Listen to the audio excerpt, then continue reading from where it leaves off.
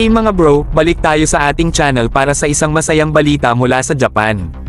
Sinabi ni Japan Prime Minister Kishida Fumio sa mga Pilipino na ang Japan ay committed na palakasin ang kakayahan ng Pilipinas sa maritime security. Binanggit niya ang tulong na ibinigay ng Japan sa Pilipinas sa mga nakaraang taon, tulad ng paghahatid ng 12 na barko sa Philippine Coast Guard, PCG.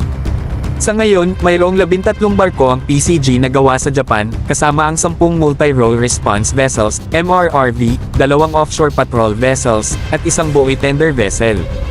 Kabilang sa 10 MRRVs na gawa ng Japan ay ang BRP Teresa Magbanoa, na kasalukuyang pinakamalaking barko ng PCG.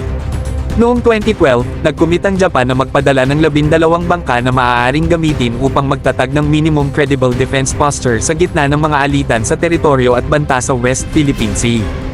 Kaya mga bro, saludo tayo sa Japan sa taos-puso nilang pagtulong upang mapalakas ang depensa ng Pilipinas at maging ligtas ang ating bansa mula sa anumang banta.